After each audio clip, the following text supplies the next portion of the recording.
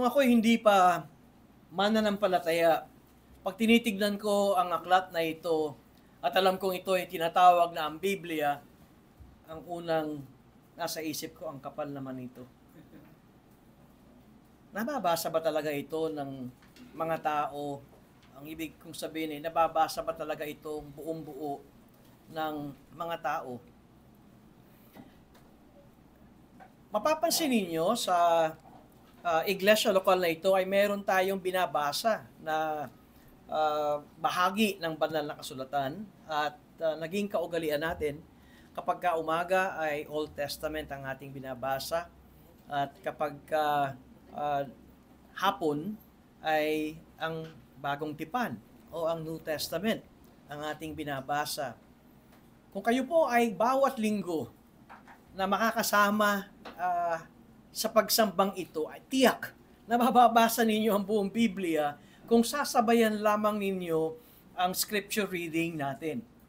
At bakit natin ipinapakita o sinasabing napakahalaga ng pagbabasa ng banal na kasulatan ng Biblia? Alam niyo, hindi ito para sa mga reliyosong tao lamang.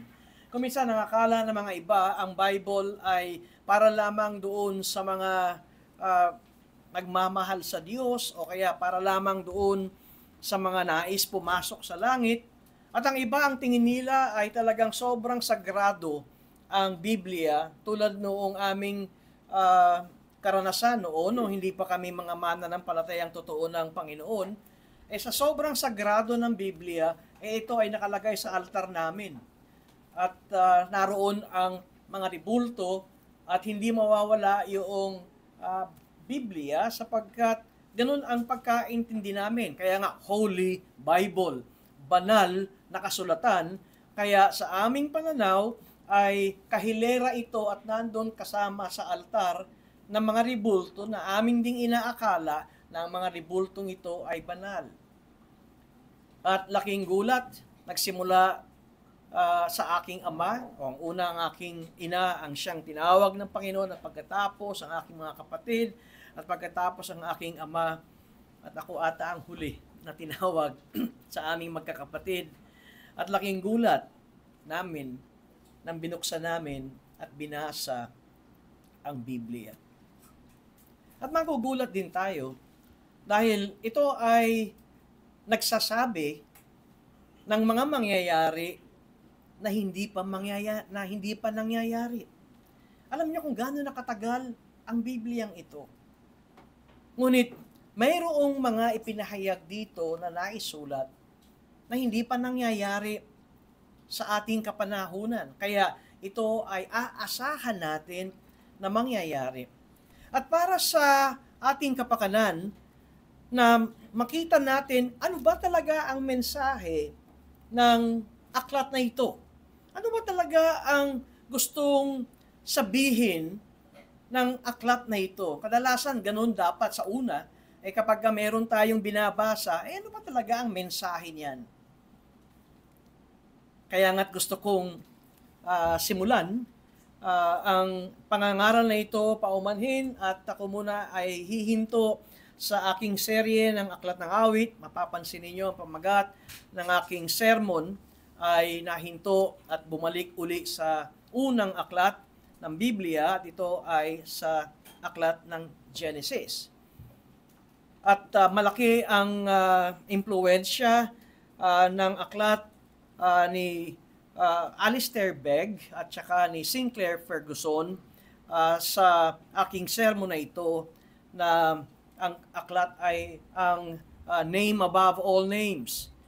Sapagkat simple ang kanilang pagtuturo, ngunit napakalawak at napakalalim ng katotohanan ito. Sabihin natin na ang Genesis ay napakaluma na pangyayari sapagkat dito ay sinimulan at ipinahayag ang paglikha ng langit at lupa. At kaya doon pa lamang ay sabihin na natin, sobrang tagal na niyan.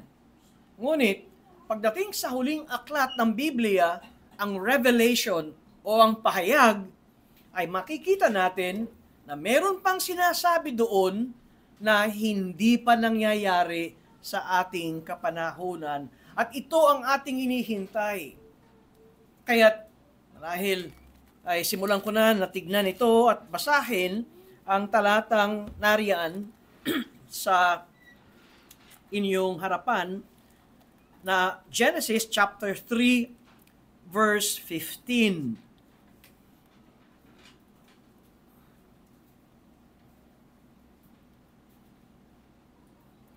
Maglalagay ako sa iyo at sa babae ng pagkapuot sa isa't isa, at sa inyong binhi at sa kanyang binhi. Ito ang dudurog ng iyong ulo, at ikaw ang dudurog ng kanyang sakong. Ito po ang salita ng Diyos na binasa ko sa inyong harapan. May klipo tayong manalangin. Magpapasalamat kami, Diyos, na ang inyong salita ay aming nababasa ng may kalayaan. Maraming salamat din at sa tulong ng Banal na Espiritu, naroon na kami ay naliliwanagan.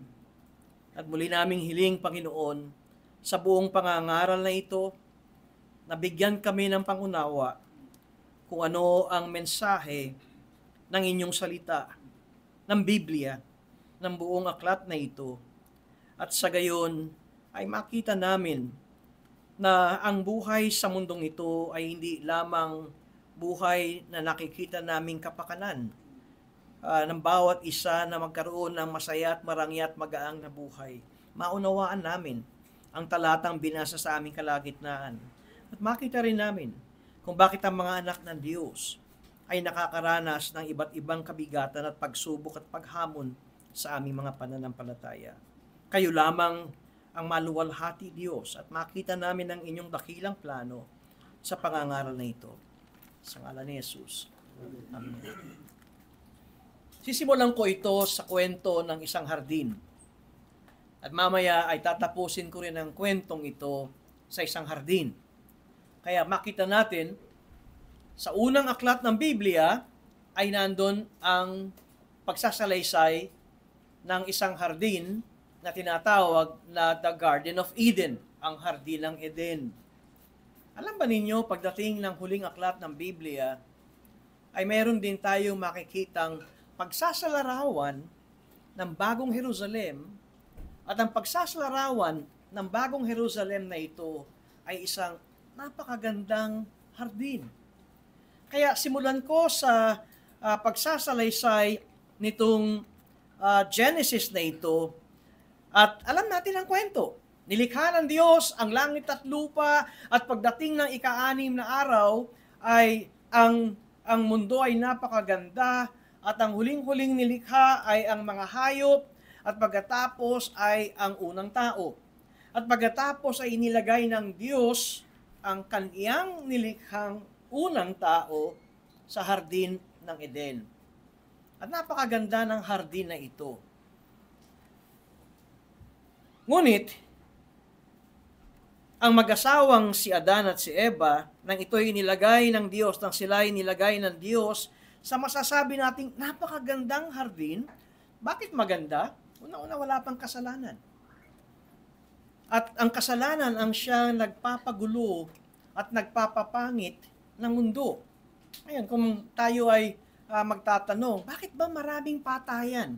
Bakit ba maraming digmaan? Bakit ba mismong kadugo ay nagpapatayan at nag-aaway? Bakit ba walang kapayapaan sa ating mundo? Dahil ang sagot, dahil sa kasalanan. Kaya nang wala pang kasalanan sa mundo, dahil unang-una, ang nilikha ay ang unang tao na si Adan at si Eva, kung kaya't ang kapaligiran ay napakaganda, napakalinis, at inilagay si Adan sa hardin upang, alam niyo kung ano, upang maging hardinero. Di ba't inong sinabi ng Diyos? Tend. Alagaan mo ito, pagyamanin mo ito. At makikita natin sa umpisa pa lamang, ay naroon ang isang lokasyon ng hardin at si Adan ang siyang inilagay ng Diyos na maging tagapamahala, hindi lamang sa hardin, kundi sa buong mundo. Kaya magsisimula sa isang maliit na lokasyon at pagkatapos ay gagawin niyang pagyayamanin at bubungkalin hanggang sa ang buong mundo ay maging hardin ng Diyos. Ngunit may sinabi ang Diyos kay Adan, pwede mong kainin ang lahat ng bunga ng punong kahoy, wag lamang yung isang punong kahoy na nagbubunga na magbibigay sa iyo ng kaalaman ng mabuti at ng masama. At sinabi ng Diyos kay Adan, kapag kinain mo yung bunga ng punong kahoy na yan, ikaw ay mamamatay. Ngayon, nag-isip ba kayo na bakit sinabi ito ng Diyos kay Adan? Dahil ba yung bunga ng punong kahoy na yon ay may lason?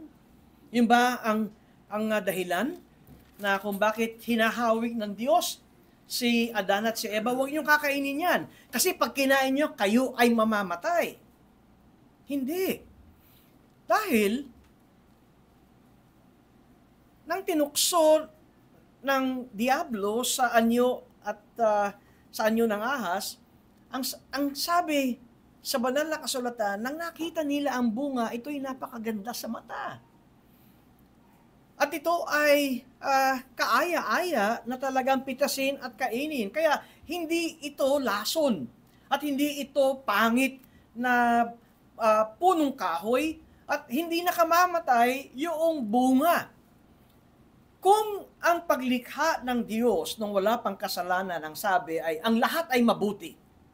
Napansin ba ninyo sa Genesis, ang unang araw ng paglikha ng Diyos, ito'y mabuti. Ang ikalawang araw sa paglikha ng Diyos, ito ay mabuti.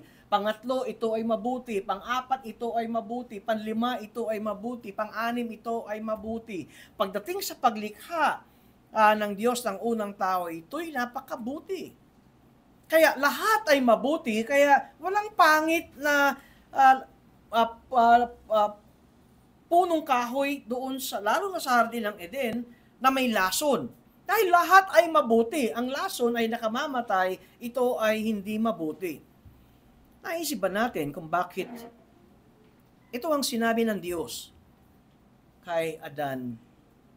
At marahil kasi tayo ay tumitingin sa pabalik sa nangyari, ang sagot dito ay hindi dahil pangit ang halamang ito, dahil ang lahat ay mabuti, ngunit kung bakit pinagbabawal ng Diyos kay Adan na huwag kakainin itong isang punong kahoy na ito ay upang subukin si Adan kung mahal niya ang Diyos. Upang subukin si Adan kung siya ay magtitiwala sa Diyos.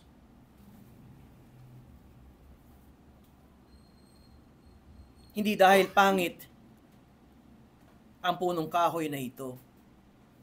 Doon pa lamang sa umpisa, marahil wala tayong nababasang salitang pananampalataya, pero mapapansin ninyo, doon pa lamang sa aklat ng Genesis, in the beginning, ay meron na tayong makikitang a call to the life of faith.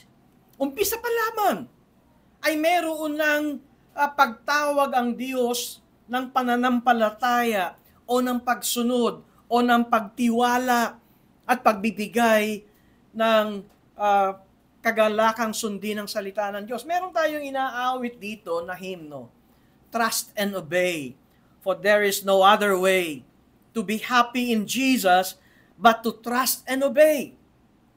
Umpisa pa lamang ay naroon na ang makikita nating nakatagong katuruan, ngunit yan ang hinahanap. Si Adan at si Eva ay walang kasalanan, pero hindi pa sila subok kung sila ay susunod sa Diyos. At ngayon, dumating ang ahas. Bakit ba hindi nakakakilabot ang ahas? Dahil nung panahong iyon, nang wala pang kasalanan, ini-imagine ko nga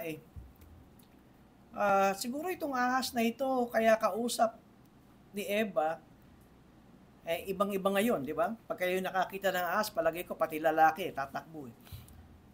Nakikipag-usap, si Eva sa ahas, ay siguro ito ay parang pwede mong yakapin, para bang isang anime o isang cartoon character na ini-imagine ko kulay puti na parang bulak at sarap pisil-pisilin. Pero ang sinabi sa Biblia, siya ay isang likha ng Diyos na marunong, crafty, wise. Anong sinabi nitong ahas na ito? God is not fair. Kaya, huwag kayong magtiwala sa Kanya. Huwag niyong pakinggan ang Kanyang sinasabi. Maaari niyong kainin lahat. Pati yung sinasabi ng Diyos na huwag mong kakainin. Parang ang Diyos ay maramot. Meron siyang itinatabi na para sa Kanya. At alam natin na nangyari.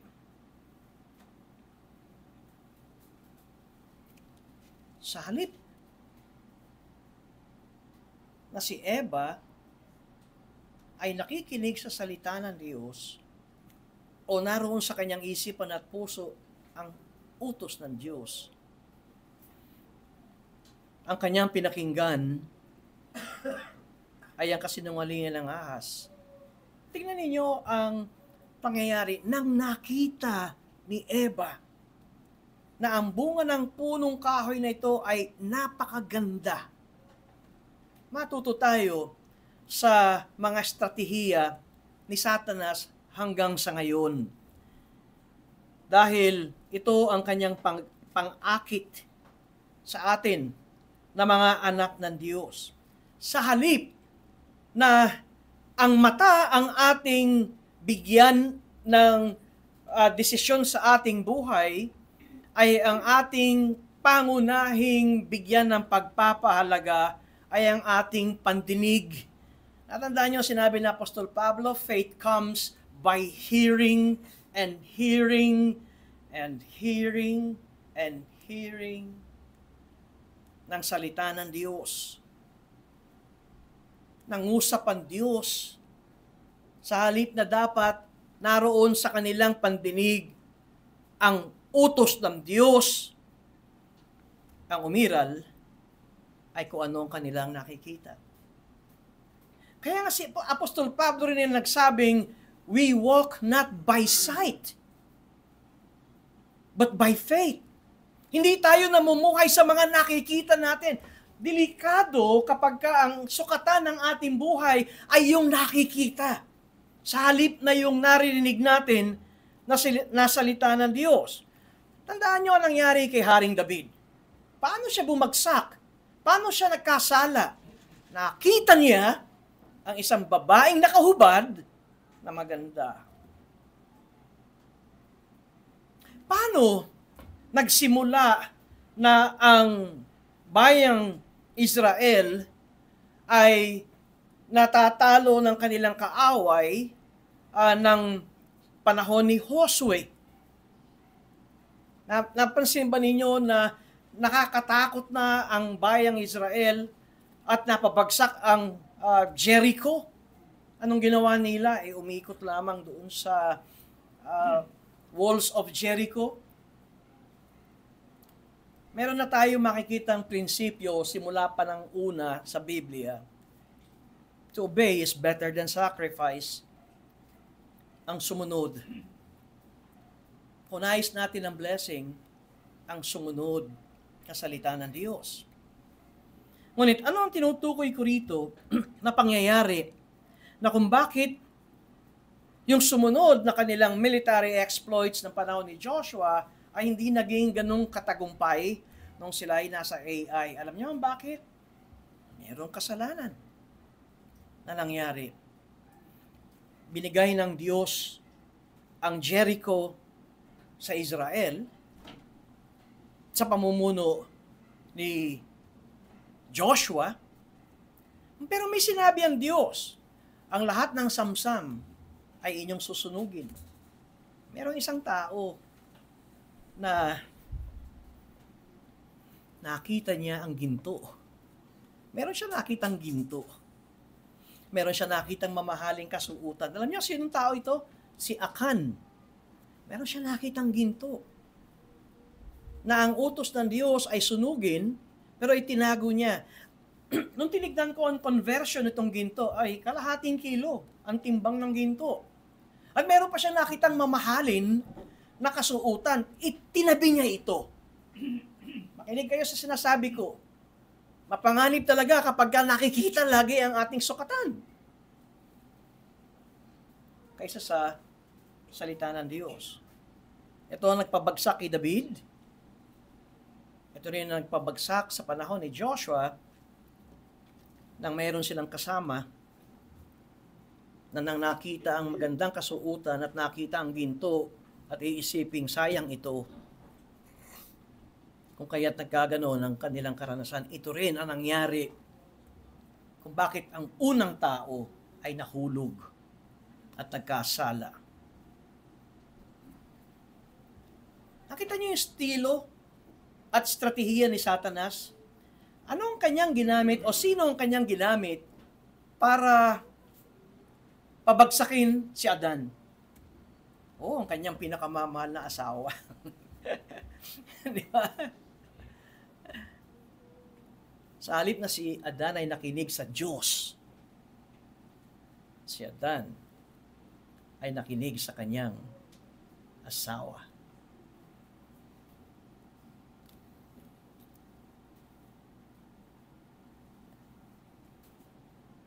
Masasabi natin that Satan used the very best of God's gifts to Adam to gain leverage on him and to draw him into sin.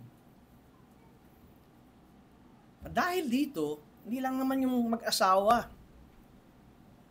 ang nagkasala.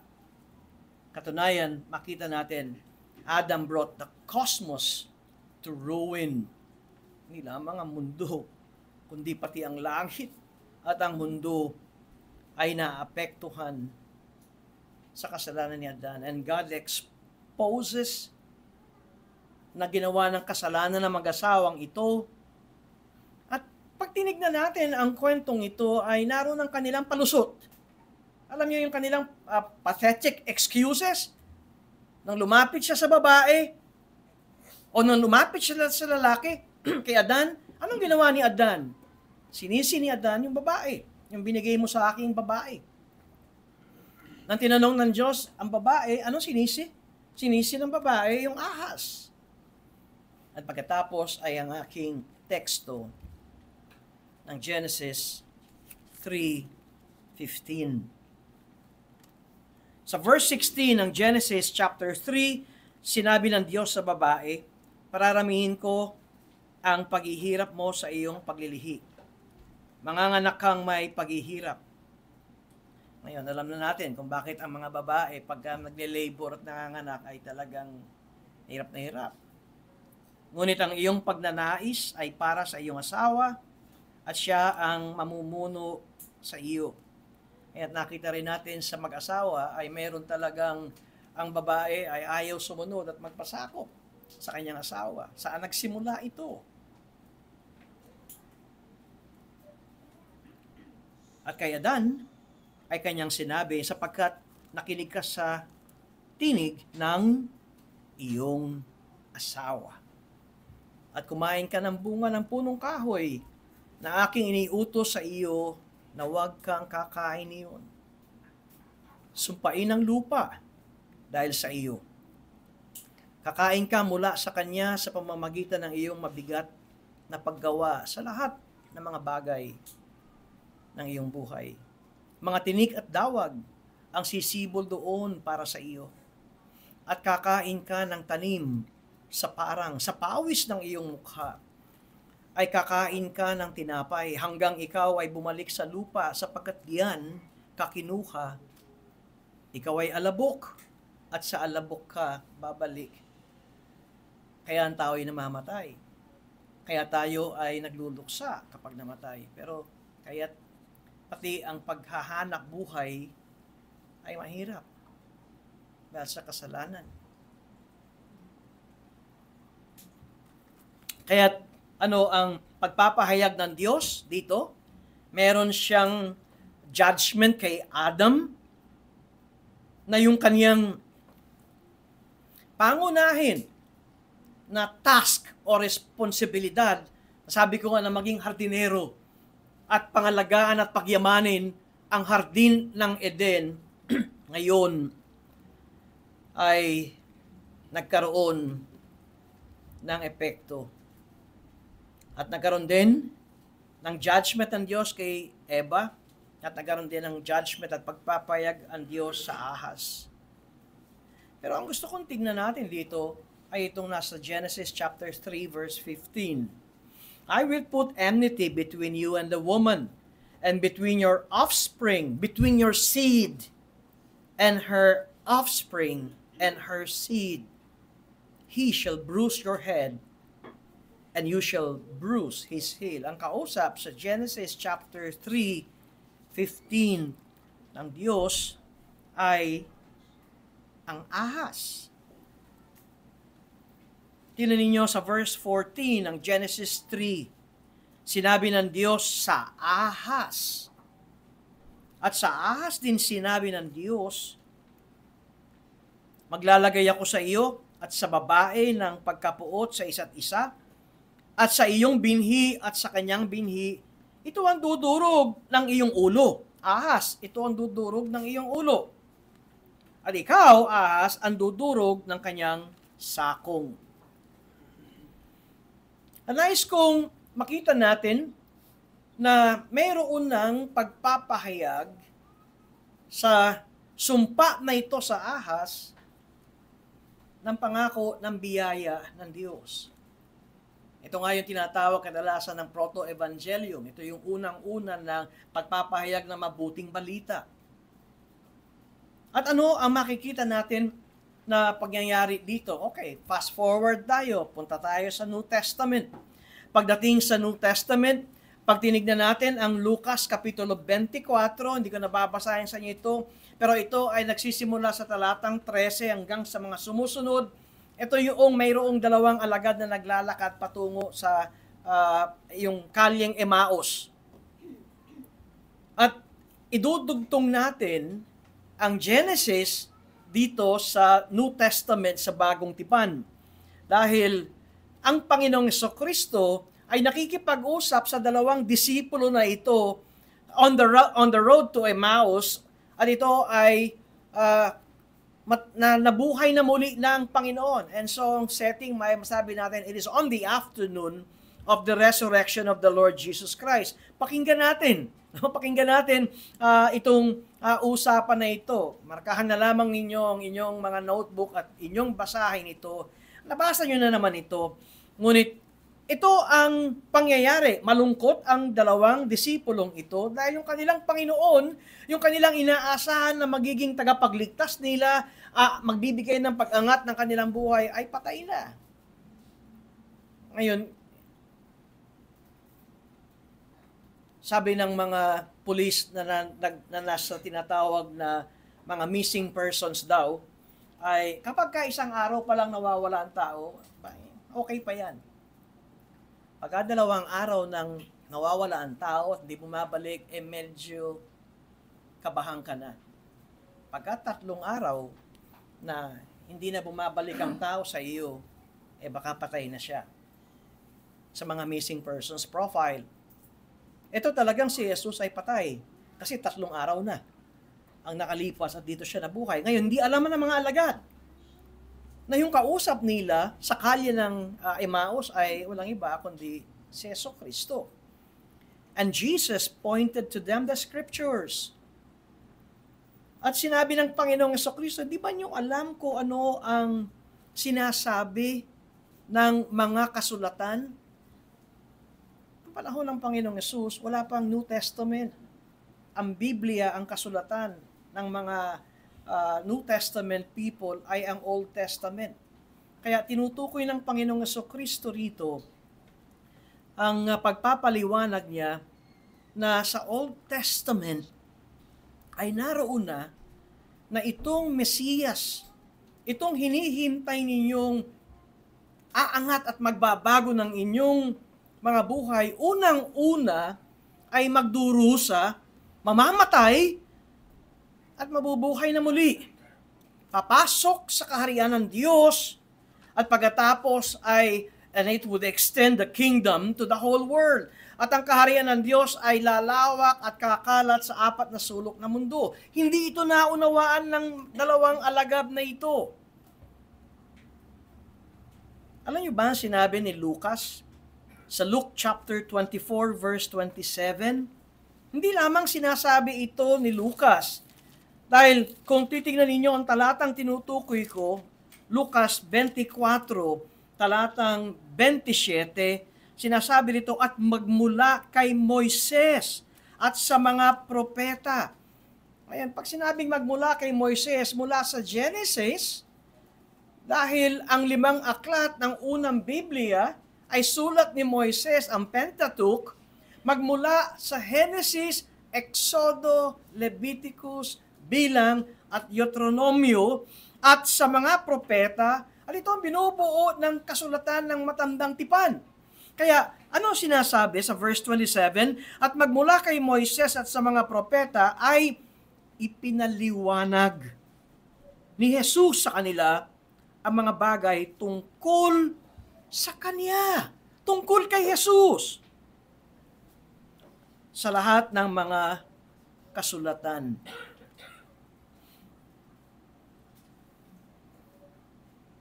At hindi lamang yon, alam natin na hindi naman agad umakyat ang Panginoong Jesucristo sa langit. Siya ay nanatili sa lupa, nabuhay sa loob ng 40 araw, 40 days. At alam niyo ba, itong 40 days ay hindi lamang pagpapakitang buhay ako. Yung 40 days na yon ay pagtuturo din ng Panginoong Yesus ng plano ng Diyos. Simula Genesis hanggang sa kanyang pagkabuhay na muli.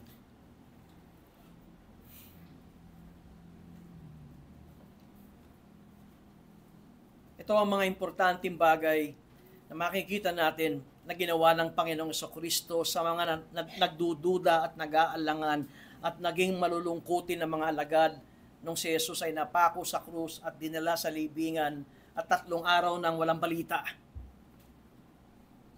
At ngayon si Jesus ay nabuhay na muli at sinimulan niyang ipaliwanag ang kasulatan. There is an exposition of the scriptures. Pagpapaliwanag, hindi pagbabasa. Binasa at ito ay ipinaliwanag.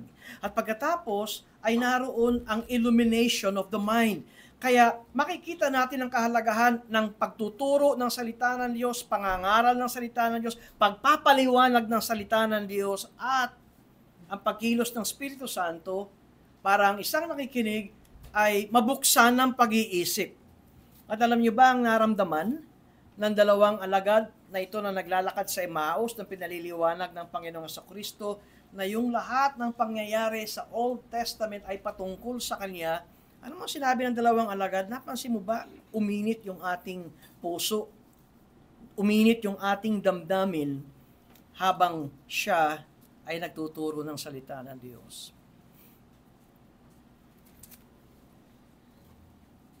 Minsan narinig ko si Sinclair Ferguson na kanyang sinabi, kapansin-pansin sa panahon natin ngayon, wala nang paggalang sa Diyos. O kaya nababawasan ng paggalang sa Diyos.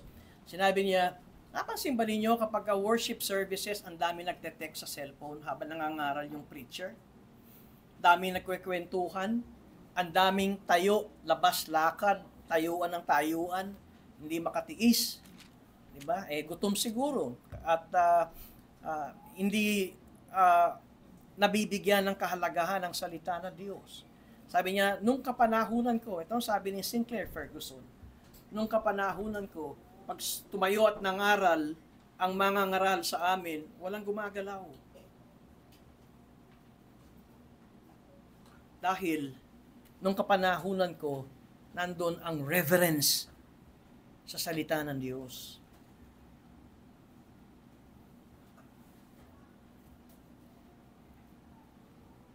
Merong isang Reformed Baptist Church sa Cebu. At nang sila yung mga tiga Maynila, nung sila umattend sa church na ito ang isang pangkaraniwang observation. Walang gumagalaw, pastor. Para pang naglaglag ka ng karayom sa sahig ay maririnig. Sabi ko, bakit ganon? Ganon ang paggalang nila kapag ang salita ng Diyos ay naipapangaral.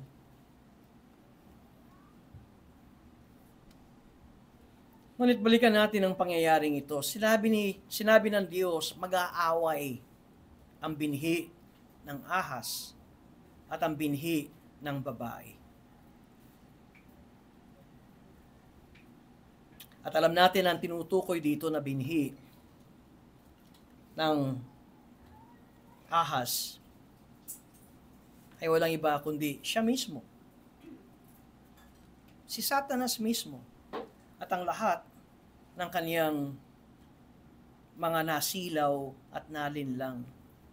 At alam natin, ang binhi ng babae na tinutukoy dito ay walang iba kundi si Jesucristo. Kapag nakita natin ang kwento mula Genesis hanggang Revelation, mapapansin nyo sa Revelation, aklat ng pahayag huli, wala na nababanggit na ahas. Alam niyo ang banggit na rito? Lumaki na siya Naging dragon. Genesis, maliit na ahas. Pagdating sa Revelation, siya ay naging pulang dragon. Red dragon. At sino ang inaaway at pinapatay at sinasaktan ng pulang dragon? May nabanggit doon. Yung anak ng babae. The male child. At inaatake rin ng dragon ang babae. Kaya tingnan ninyo ang kwento ng buong banal na kasulatan. Bakit ba dumating ang Panginoong Jesucristo sa mundong ito? Para sumaya tayo. Para maglagay tayo ng Belen. Dahil ang nakikita ay yung sanggol sa munting sabsaban, para magbigayan tayo ng regalo. Hindi yun ang dahilan. Si Apostle John ang nagsabi sa 1 John chapter 3 verse 8, ang dahilan kung bakit dumating ang anak ng Diyos. At siyang nagsabi upang wasakin ang gawa ng diablo. Si Apostle John sa Ebanghelyo, siya ang naiiba sa pagsulat. Hindi katulad ni Mateo, ni Marcos, at ni Lucas, ay makikita natin ang narrative, ang kasaysayan, pero si Apostol Juan ang siyang nagsusulat na mayroong theological emphasis sa kaniyang, bagamat ito'y tinatawag na gospel. Sa madalit salita, si Juan, na isa sa apostol ng Panginoon, ang nakakita ng propesiya ng Genesis chapter 3 na ang binhi ng babae ay dudurog sa binhi mo ahas sa iyong ulo at ikaw, binhi mo ahas, ang iyong gagawin ay tutuklawin mo ang kanyang sakong. Kaya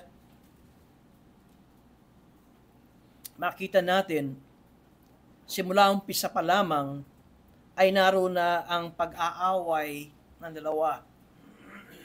Binhi ng ahas at ang binhi ng babae.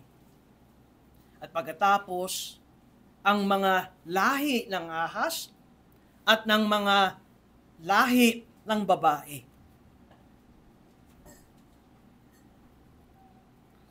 At ito'y nagpatuloy at nagpatuloy at nagpatuloy. Totoo na sa Genesis chapter 3, hindi natin mababasang siya si Satanas. Ahas ang makikita natin. Pero yung nagsasalita, doon sa lumalabas sa pananalita ng ahas ay si Satanas. Kaya nga sabi ko nga, ang kanyang estilo, ang kanyang strategiya ay laging patago, laging pailalim. At may nabanggit si Apostol Pablo at nais kong basahin sa ating kalagitnaan ito, ang Roma Kapitulo 6, Romans chapter 6. At dito sa may talatang 20, nang sinulatan niya ang mga mananampalataya, Romans 16 rather, at talatang 20, Romans 16 verse 20, nang sinabi ni Apostle Paul, at si Satanas, tingnan niyo ito, at si Satanas ay dudurugin ng Diyos ng kapayapaan sa madaling panahon sa ilalim ng inyong mga paa. Ang biyaya nawa ng ating Panginoong Jesucristo ay sumainyo.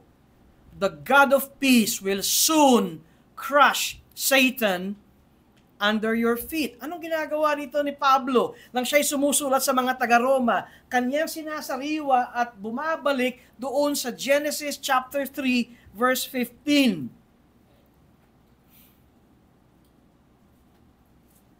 At ang pinaka-climax, pinaka-katapusan ay ang pagkatalo ni Satanas. Mahirap maintindihan ang Revelation pag binabasa natin. Kuminsan kaya nga isang dahilan kung bakit ayaw basahin ang aklat ng Revelation o pahayag o Apocalypse ay dahil ang sakit sa ulo na maunawaan. Pero dahil ito ay punong-puno ng simbolo at ng figures, ang isang bagay na mababasa natin sa Revelations, at tingnan ninyo sa Revelations chapter 12 kung ano ang pagkatawag kay Satanas. At sa may talatang Siyam, Revelations chapter 12 verse 9, at itinapon ang malaking dragon. At pagkatapos, tinan niyo yung pagkakasabi, itong malaking dragon na ito, siya yung matandang ahas. Ang tinatawag na Diablo at Satanas, ang mandaraya sa buong sanlibutan, siya'y itinapon sa lupa at ang kanyang mga anghel at tinapon kasama niya. Dati siya ay namamayagpag sa kalangitan at pagkatapos siya ay itinapon sa lupa. Kaya nga anong sinabi ni Pablo? Siya ang prinsipe ng spirito ng kadiliman sa mundong ito. The God, small g, of this world. Ngayon, alam na natin kung bakit magulo ang buhay natin. Ba't magulo ang pamilya nyo? Ba't magulo ang paaralan? Ba't magulo ang pamilya, ang kumpanya? Dahil si Satanas ay narito sa mundo. Ang kanyang kampo ay narito sa mundo. At pag binasa natin ang Revelations, ang kanyang pakay ay wasakin, saktan at sirain ang mga anak ng Diyos. Ang unang naging krimen na nagkasala ang unang magulang natin ay pagpatay ng tao. At saan nangyari ito? Sa pamilya. Pinatay ni Cain ang kaniyang kapatid na si Abel. Anong pinag-ugatan ng pagpatay? Inggit. Dahil hindi tinanggap ng Diyos ang handog ni Cain. Nakita niyo magkarugtong ang mainggitin sa murder? At dito ipinapakita si Cain ang binhi ng ahas. Si Abel ang binhi ng babae. At pag tinignan natin ang kwento ng buong Biblia ay laging may nahahati. May binhi yung ahas at may binhi ang babae. Ang Egypt ay sumisimbolo sa binhi ng ahas at ang binhi ng babae, ang mga Israelita na bihag sila ng Egypt. Ang kwento ni David at ni Goliath. Si Goliath ay sumisimbolo sa binhi ng ahas at si David ay sumisimbolo sa binhi ng babae. Ang kwento ng Jerusalem at ng pagwasak ng Babylonia sa Jerusalem. Ang Babylonia ay sumisimbolo sa binhi ng ahas at ang Jerusalem ay sumisimbolo sa binhi ng babae. At pagdating sa bagong tipan, si Satanas laban kay Jesus. At ang pagkakasundo ni Poncio Pilato at ni Herodes para wasakin si Jesus. Napansin ba ninyo ang kwento ng Biblia at ng kasaysayan natin? Ito ang kwento that runs through the gospel and beyond. Punong-puno ng conflict, punong-puno ng digmaan. Simula umpisa, hanggang sa panahon ng Panginoong Yesus ng kanyang pagkakatawan tao, hanggang sa panahon natin ngayon. Kaya't nang isinilang ang Panginoong Jesucristo ng isang babae, at ito ang sinabi ni Apostle Paul sa Galatians chapter 4 verse 4, born of a woman born under the law. Ba't ganun ang pagkasulat ni Apostle Paul sa Galatians chapter 4 verse 4? Because Paul was echoing. Sinasariwa ni Apostol Pablo yung salitang binhi ng babae, born of woman, ng Genesis chapter 3 verse 15. At hindi pa nakasanayan naman talaga na pag tinitignan natin ang salinlahi, ang nababanggit ang tatay. Ang tatay ay nagkaroon ng anak na ganito. Pero kay Pablo, pagdating sa Galatians chapter 4, binanggit niya babae. Isinilang ng isang babae. Naguluhan ba kayo ng binabasa ninyo ang gospel at nung unang pagbabanggit ng paggawa ni Jesucristo ng himala, yung tubig ay ginawang alak, at naroong ang kanyang ina na si Maria ay lumapit kay Jesus at sinabi ng ina, wala nang alak. Anong sagot ni Jesus kay Maria? Nanay? Babae. Babae. Subukan nyo nga sabihin nyo sa nanay nyo yan pag kami inuutos, babae. Baka ang pamiyong ng inyong nanay. Kilala mo ba kung sino ang kausap mo? Ngayon naintindihan natin na ang kwento ng Biblia ay isa. At ngayon naunawaan natin kung bakit bago mamatay si Jesus sa krus, ay pinagtagubili ni Jesus ang kanyang ina sa isa sa kanyang mga alagad. Ano ang sinabi ni Jesus? Babae, masdan mo ang iyong anak. Anak, masdan mo ang babae. At pagdating sa Revelations, ay merong hinahabol ang pulang dragon na woman na nagsilang ng male child.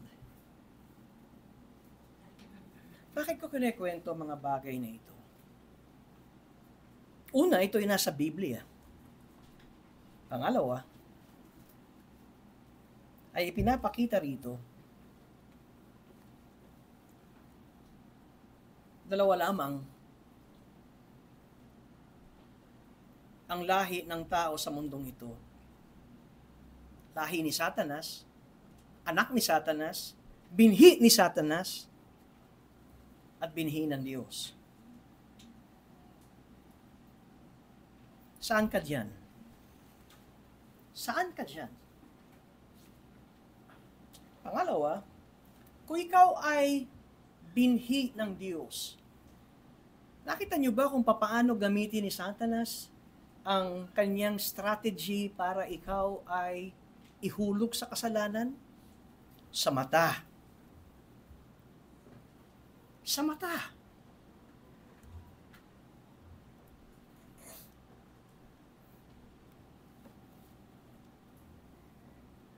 Sa nakikita.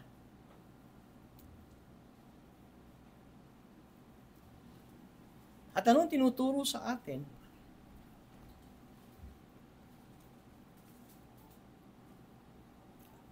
Ang pakinggan at panghawakan ng salita ng Diyos. Tingnan din natin ito. Ang unang tao sa mundo ay si Adan. At dinala ni Adan ang buong sanlibutan, ang lahat ng tao sa kapahamakan nung siya ay nahulog sa tukso't nagkasala sa Diyos. At merong nababanggit na binhi ng babae na dudurog sa ulo ng ahas. At ang gagawin ng binhi ng ahas, tutuklawin ang sakong ng binhi ng babae. Hindi ba't si Jesus ay napako sa krus at ang kanyang sakong? At si Jesus ay namatay sa krus. Napansin ba ninyo, pareho itong unang tao. Si Adam ang unang tao. Dinala ang lahat ng tao sa kapahamakan. At sinasabi sa Biblia, mayroong pangalawang Adan. Mayroong pangalawang tao. At siya ang Panginoong Jesucristo. Pag tinignan natin ang kwento ng pagpapahayag ng banal na kasulatan, yung unang Adan, ang ganda ng kanyang lugar, walang problema. Hindi sila nagugutom. Hindi nila problema ang pera. Hindi pera. Kasi lahat nakakain at lahat napakaganda. Nahulog pa rin. Sumuway pa rin sa Diyos. Nasa kanila lang lahat. Itong ikalawang Adan,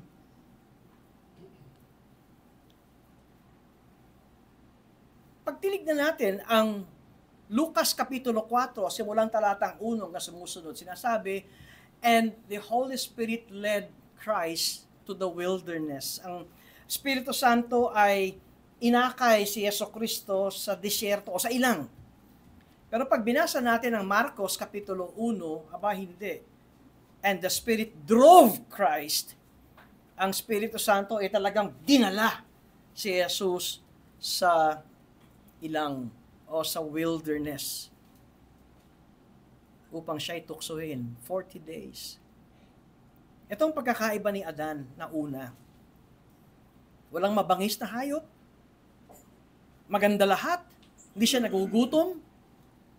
Ang ikalawang Adan, siya'y gutom dahil 40 araw na walang pagkain at siya'y nasa ilang napapalibutan ng mabangis na hayop.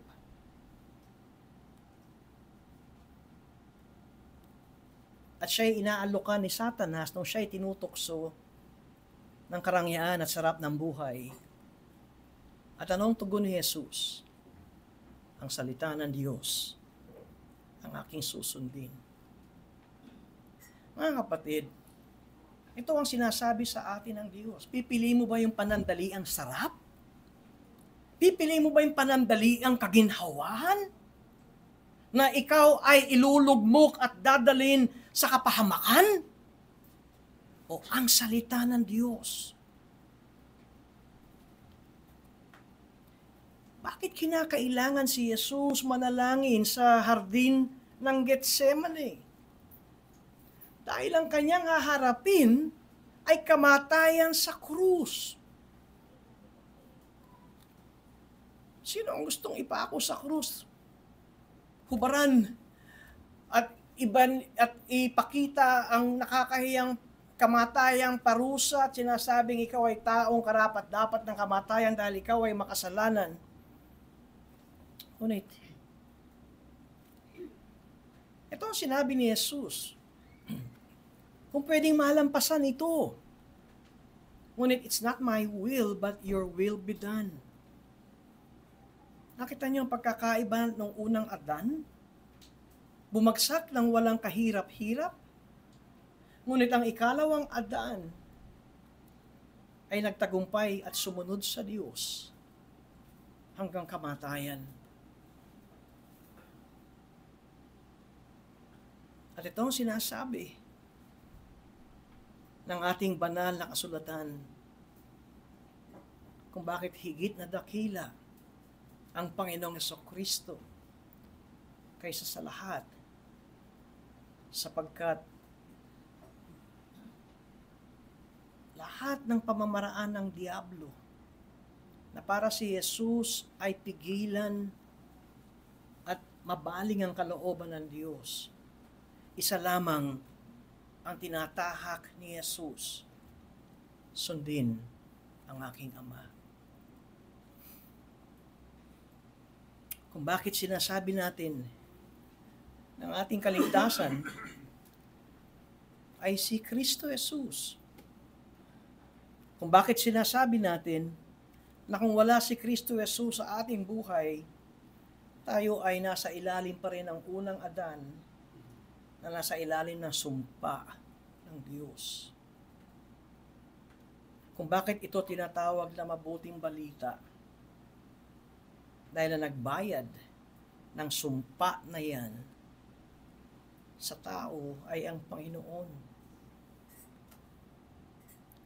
At sinasabi sa katuruan ng banal na kasulatan, ang tanging ating gawin ay tanggapin ang gawa ng Panginoon.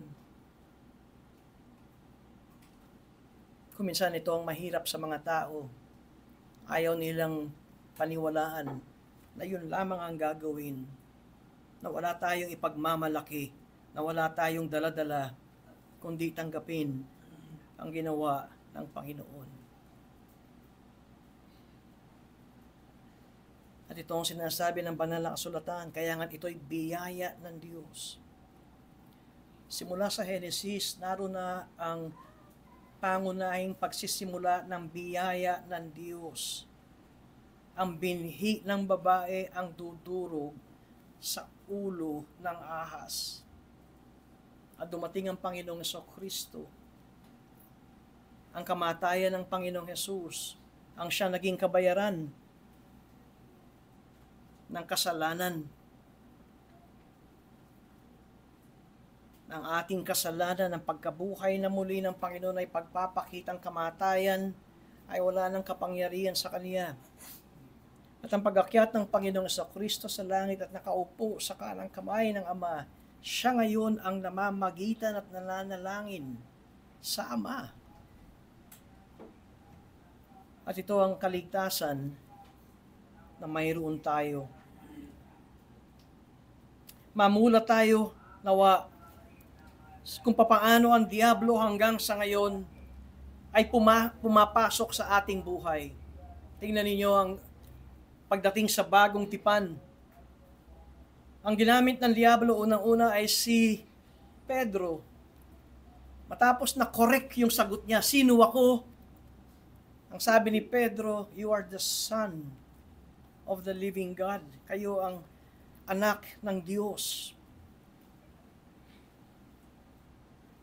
At hindi kayo tao. Yan ang punto rito ni Pedro, hindi kayo tao lamang. Hindi kayo taong katulad ng propeta. Kayo'y anak ng Diyos. You are the Son of God. At matapos sabihin ni Jesus na ang katotohanan yan at pagpapahayag na yan ay galing sa Diyos, at maya-maya ay sinabi ni Jesus kay Pedro, lumayo ka sa akin, Satanas. Bakit? Dahil pinipigilan ni Pedro si Jesus na pumunta sa krus at mamatay sa krus. Nakita nyo kung minsan kung iba't iba ang kaparaanan na ginagawa ng diablo, at pagkatapos naman, nung hindi umepekto yun, ang ginamit ni Satanas ay muli isa sa apostol ng Panginoon, na si Judas. Ngayon, pag nababanggit ang Judas kasi sa atin, parang negative. Pero nung kapanahunan ito ng Panginoong Jesucristo at ng mga apostol, si Judas ay hindi negative. Si Judas ay katiwala. Alam niyo kung bakit? Siya ang may hawak ng pera. Hindi pinagdududahan ng mga apostol ang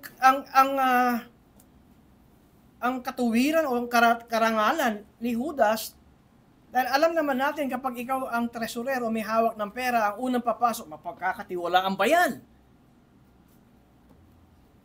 At dahil siya ay tresurer, tagahawak ng ingat yaman sa mga 12, siya ay pinagkakatiwalaan.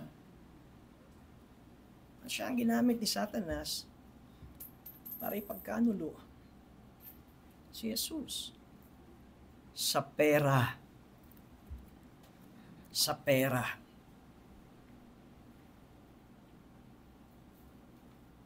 Nawa maliwanagan tayo sa buhay natin kung sino-sino ang instrumento ni Satanas sa buhay natin. At kung bakit walang tigil at walang humpay ang gulo sa atin. Dahil hindi pa tinatapon si Satanas sa kanyang pangwalang hanggang kulungan ang dagat-dagatang apoy. Ngayon, ay maaring masabi kong nararanasan natin na tinutugis pa rin tayo ng pulang dragon at ng kanyang mga kampon at pakay na kanyang wasakin at pahirapan tayo.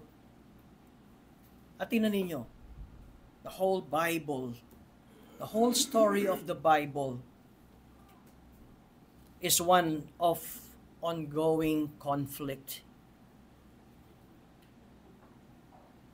Ngunit, on the other hand, ito rin ay tagumpay na binibigay na mensahe. Ang alawang gusto kong bigyan ng obserbasyon. Napagkamalang si Jesus na hardinero, napansin ba ninyo?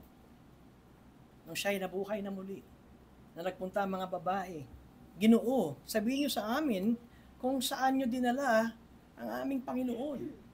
At sinasabing akala ng mga babaeng ito, ang Ginoo na yon ay hardinero. Ibabato ko uli doon sa umpisa na si Adan ay hardinero ng hardin ng Eden. At ngayon ay pinapakitang si Jesus ang hardinerong napagkamalan. At pag tinignan natin sa Revelations, ang description ng bagong mundo ay isang napakagandang hardin. Nang si Jesus ay nabuhay na muli, muli siya nagsimula na ang wasak na hardin sa Eden ay muling magiging maganda at maayos na hardin. Huwag nating sayangin. Huwag nating sayangin ang buhay natin sa mundong ito. Huwag niyo ipagpalit yan sa sarap ng pakiramdam, sa dami ng pera, sa tagumpay na ikaw ang mabibigyan ng palakpak at parangal. At kung ayaw mong masaktan at mahirapan at mabigatan, kasama ito sa buhay natin. Kung ipagpapalit mo ang ating relasyon sa Diyos, maapektuhan ang ating relasyon sa Diyos dahil sa mga bagay na gusto nating tumanggap ng tagumpay at karangyaan sa mundong ito, mag-isip tayo. Dahil marahil sumusunod tayo sa bitag ng diablo. At kung ikaw ay isang anak ng Diyos, kahit tayo ay dumaraan ng maraming pagsubok at kabigatan, isa lamang ang dapat na maging matibay tayo rito. Alalahanin natin, sa Kalbaryo, si Jesus ay namatay para sa atin. At dito pinakita ng Panginoong Jesucristo ang kanyang high point of His obedience. He became obedient to the point of death, even death on a cross. Yung pagkakataong tao ng Panginoong Jesus ay pagpapahayag ng pag-ibig ng Ama sa atin. At ngayon, ay nagsisimula ng pag-ibayuhin at gawin at payamanin at pagyabungin ang hardin ng Diyos. Kung tayo pinanghihinaan ng loob at tayo anak ng Diyos, tandaan natin, dinurog na ni Jesus ang ulo ng ahas.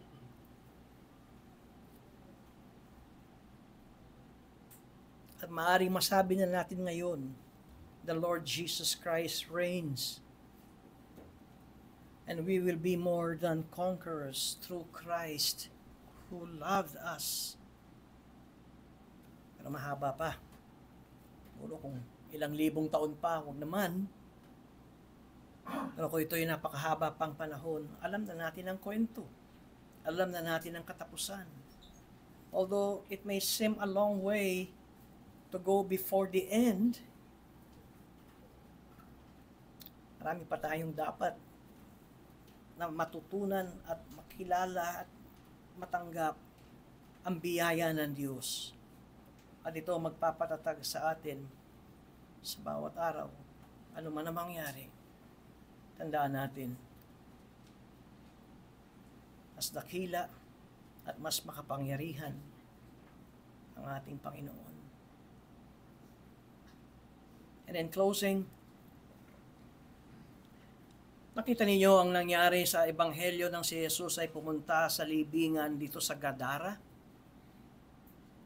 At merong isang mama doon na nakatira na sa libingan na nakatanikala.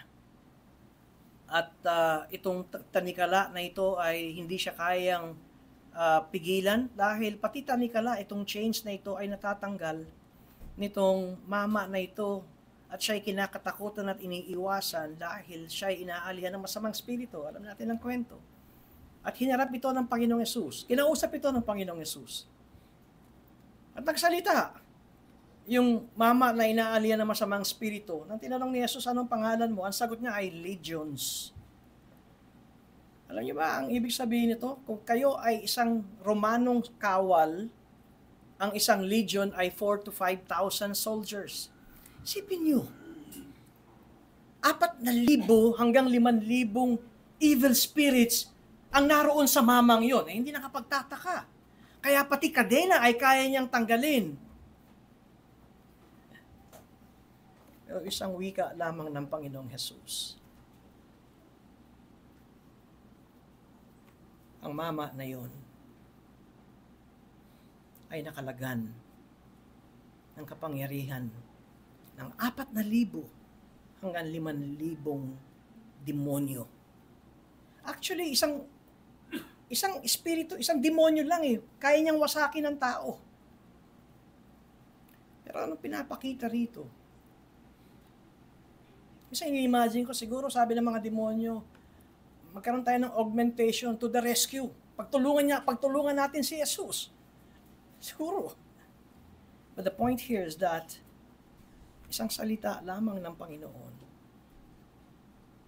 Ang mama na yon ay tumino at napalaya sa kamay ng Diablo.